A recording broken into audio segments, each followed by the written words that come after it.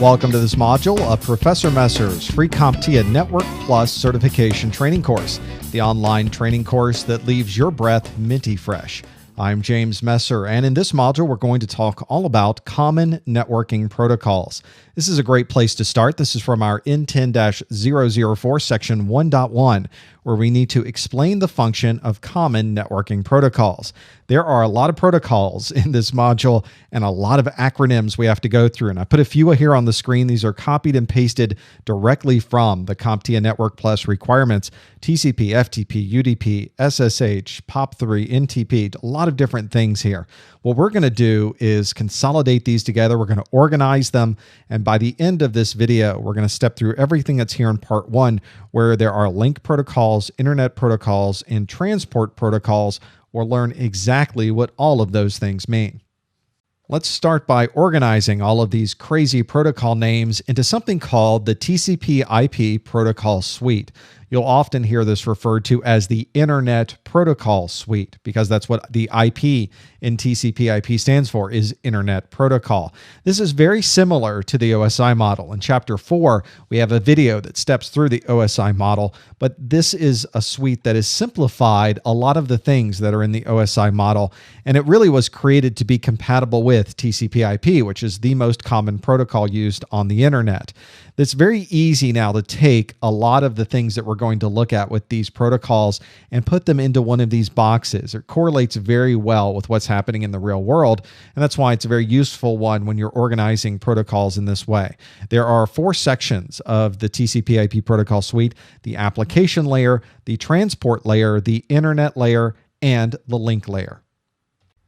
If we wanted to visually understand what happens with this Internet Protocol Suite, this is the way we can do this. This is something that I created so we could get a feel for how different devices communicate to each other. So in this column on the left side, this is a computer or a device on the network. On the other side is another device on the network.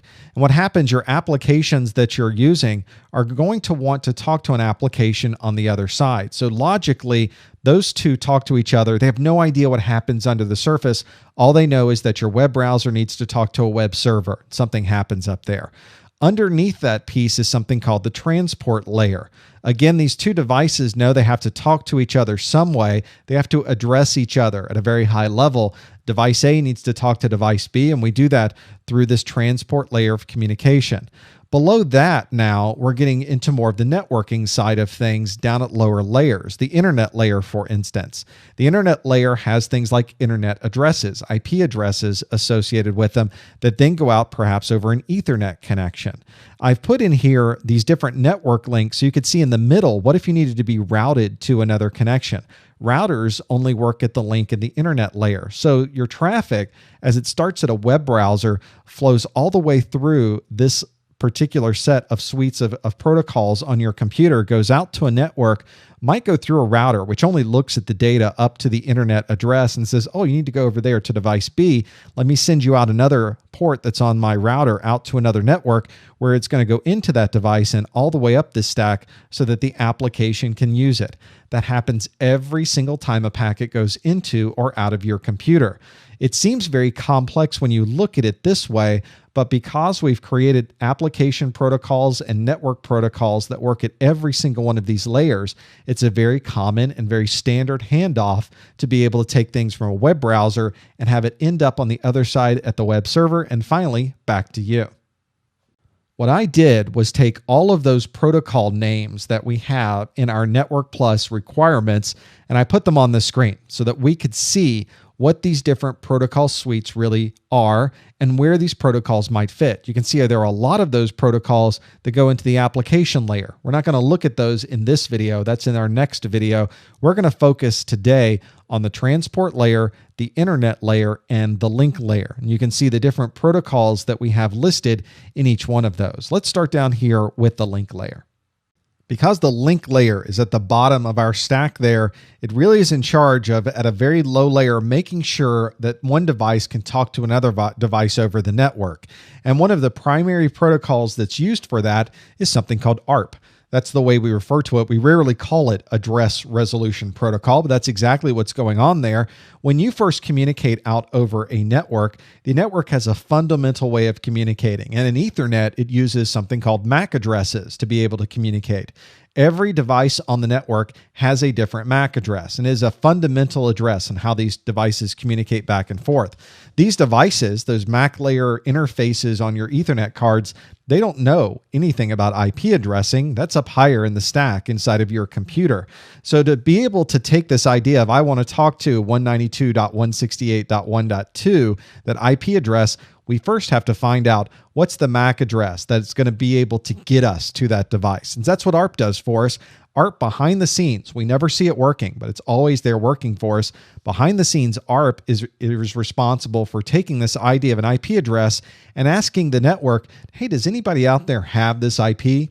And if you do have this IP, could you tell me your MAC address? Because I need to send you some data, and the only way I can send you data is if I have your MAC address.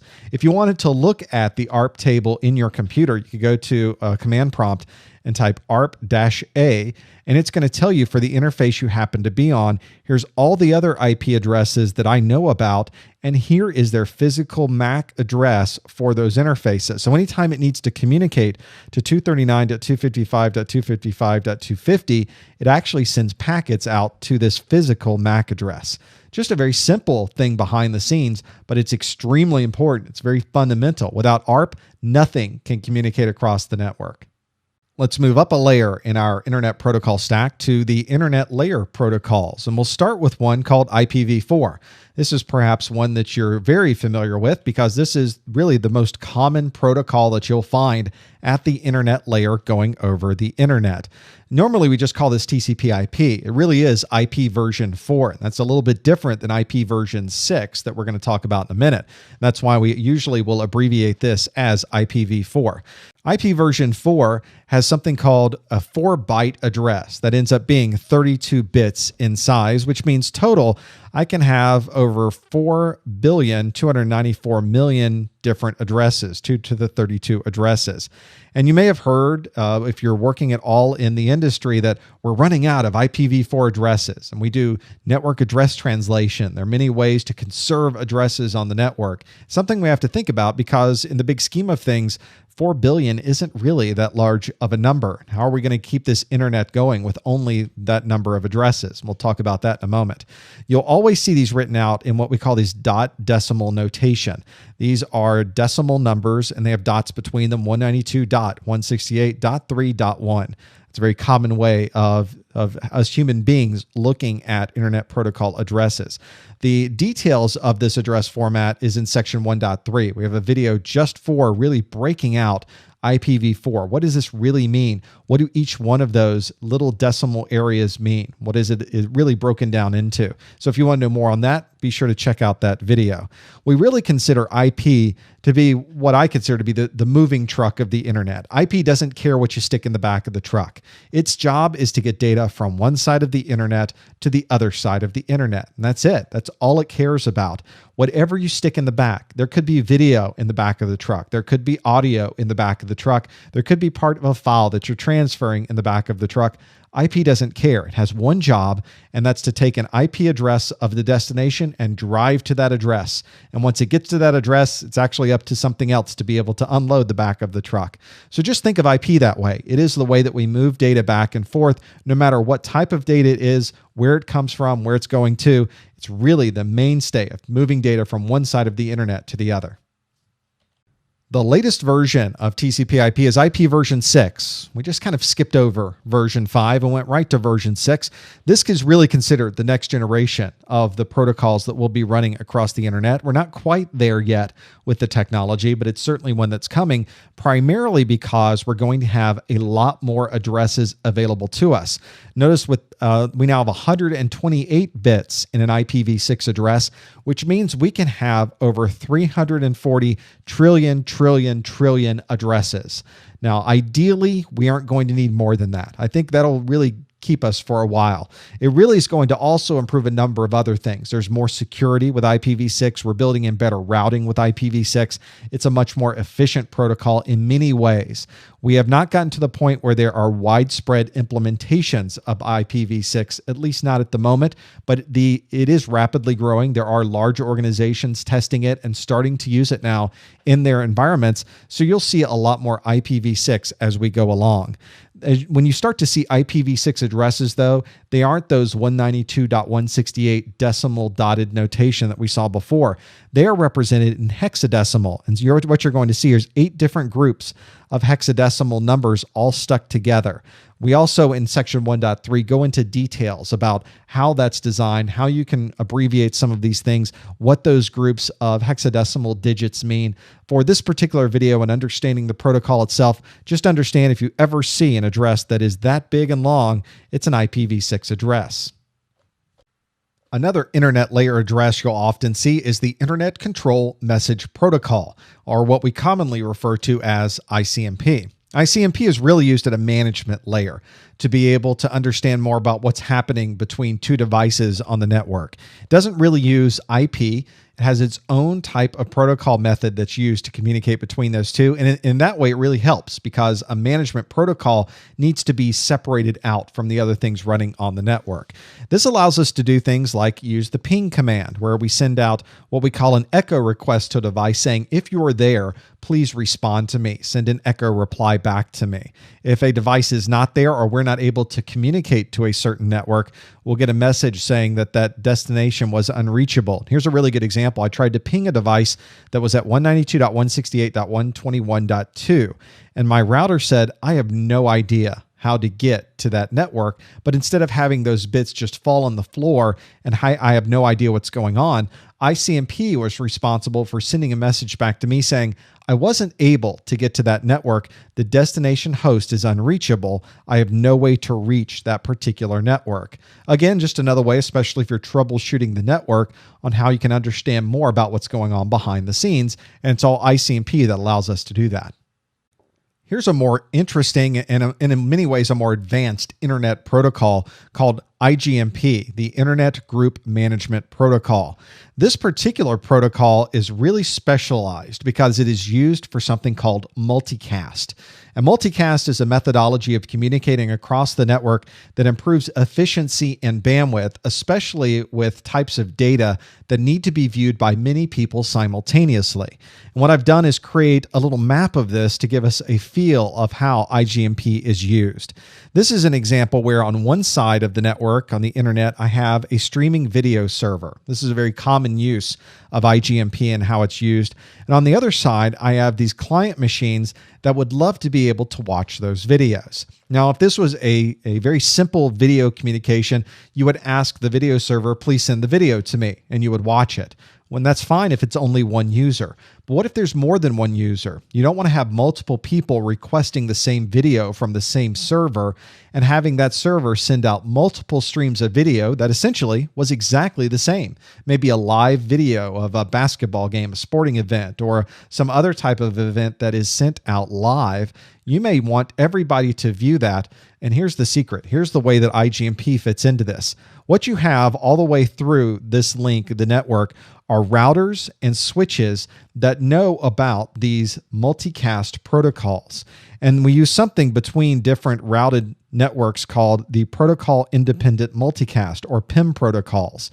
These use something called a subscription. This is not like a magazine subscription. This is a technical term that refers to the way that other devices on the network can hold their hand up and say, I would love to get a copy of that video that you happen to be sending.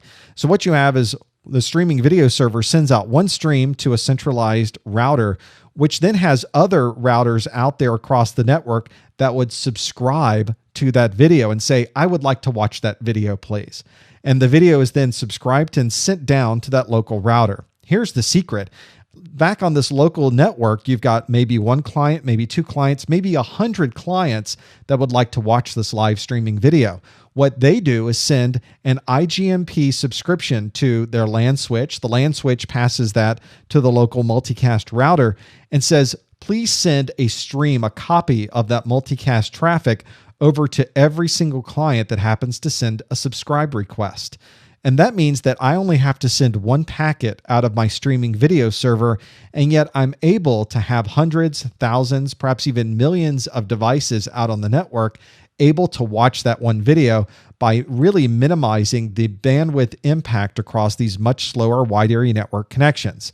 Now, the applications that you use to be able to do that and the servers that are using these protocols have to be specifically written and specifically able to use those multicast protocols. For instance, if you go to YouTube and you watch a video, that's not using multicast. That's using what we call unicast. It takes the video from YouTube and transfers it to your machine. If the person sitting next to you requests that same video, they're getting a completely different stream of data, a completely duplicated stream of data sent to their machine. Not very efficient.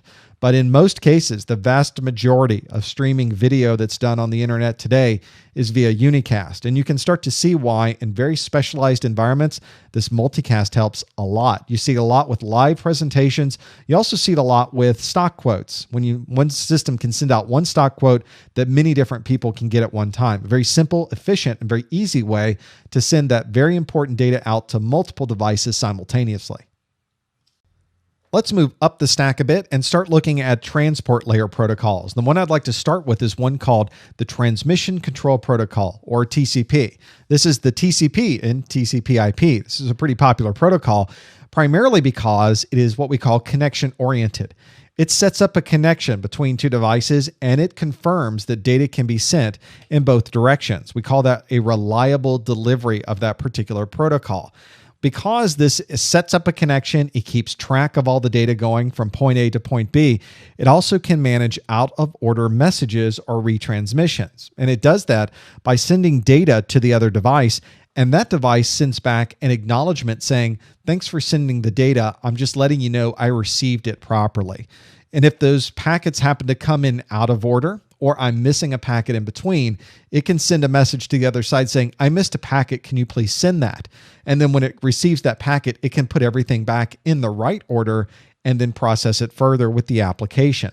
We talked earlier about IP being the moving truck of the internet, and it doesn't care what's in the back. Well, it's TCP that does care what's in the back. Its job is to load the traffic into IP and unload it when it gets to the other side. And it has a manifest, and it looks at the manifest and says, did I receive all the packets I was looking for? Did all the moving trucks show up? If a moving truck was missing, it tells the other side, you need to send that moving truck back with that copy of that data so I can unload the cargo and put it all back together again. That's the job of TCP. There's another type of transport layer protocol that works a little bit differently called UDP, or User Datagram Protocol. Unlike TCP, UDP is connectionless. It doesn't care if there's a connection set up or not. It's very casual, just sends packets out. Doesn't even know if the other side's going to get them or not. And in fact, the other side doesn't even respond back if it received it or not. That's not the job of UDP. The application itself might say that it didn't receive the data and have to retransmit, but UDP is not going to do that for you. At this transport layer, we call this an unreliable protocol. There's no reordering of data. If it comes in out of order, that's too bad. We've missed it. If there's data that wasn't received, UDP does not ask for a retransmission. It's very simple about that. It doesn't care about the data being out of order. Again, it's in charge of loading and unloading, but that's it. If it doesn't receive something, it doesn't send a message back to the other side saying, please send another moving truck. It simply decides, well, I missed it. You see UDP used a lot for things where you don't have time to send traffic back through the network. For instance, if you're doing streaming audio, streaming video, voice over IP, especially where it's real-time data, or I'm watching a live event happening and I happen to miss a packet, I can't stop my conversation and rewind my conversation and fit the packet back into that. If I miss a packet, we just miss it and we keep going. If I missed a lot of packets and you didn't hear exactly what I said, you're going to have to ask me to say it again. That's just the way that our live communication works at a human level. And you see most often it's UDP that does that for us.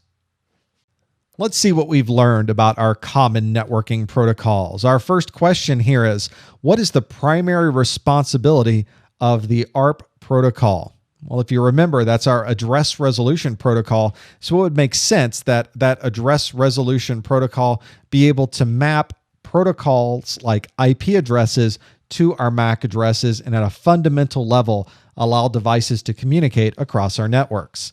Our second question, at what layer of the TCP/IP suite does UDP, our user datagram protocol, reside? If you recall, we had those stacks, those layers down the right side there as we went through, and UDP is at the transport layer. And lastly, what is the primary responsibility of IGMP? And the IGMP protocol, the Internet Group Management Protocol, is in charge of managing the membership and those subscriptions of those multicast groups as we send that live streaming data out over our networks. That brings us to the end of our Common Networking Protocols module from Section 1.1 of our N10-004 exam. And now you should have a pretty good idea of those different protocols that occur at the link layer, the internet layer, and the transport layer. If you'd like to see any of our other Network Plus videos, you can participate in our message boards, send me a message, or much more. You can visit our website at freenetworkplus.com.